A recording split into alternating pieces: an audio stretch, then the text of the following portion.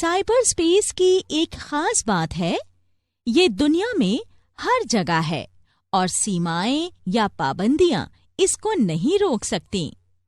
दुनिया के किसी एक कोने में बैठा एक इंसान आसानी से साइबर स्पेस के जरिए दुनिया के दूसरे कोने में किसी अन्य इंसान के साथ बातचीत कर सकता है, फोटोज और वीडियोस भेज सकता है।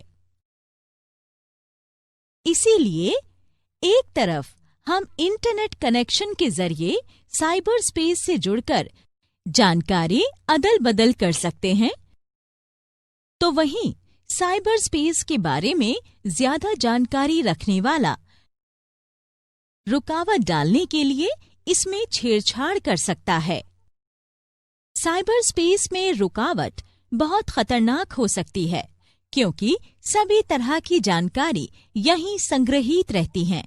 अगर इन सूचनाओं से किसी तरह की छेड़छाड़ की जाए या इनका क्रम बिगाड़ दिया जाए, तो दुनिया के लिए बहुत बुरा होगा। इससे जानकारी का नुकसान होगा, ऑर्गेनाइजेशन से चोरी किए गए डेटा से व्यापार के बंद होने का डर रहेगा और साथ ही इससे राजनीति में भी अस्थिरता आएगी। इन्हीं सब वजहों से साइबर स्पेस को सुरक्षित रखना बहुत जरूरी है, ताकि किसी भी यूजर को इसके इस्तेमाल का नुकसान न उठाना पड़े। हालांकि ये इतना आसान काम नहीं है, क्योंकि कुछ इंटरनेट यूजर साइबर स्पेस में छेड़छाड़ कर किसी अन्य के व्यक्तिगत डेटा में घुसना चाहते हैं, ताकि वो उनकी जानकारी चोरी कर सकें या डेटा में रुकावट पैदा कर सकें।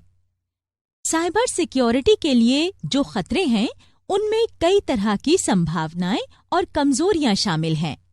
हालांकि साइबर सिक्योरिटी को सुरक्षित रखने के लिए हमें इन खतरों से बचना होगा, पर ऐसा करना बहुत मुश्किल और चुनौती भरा है।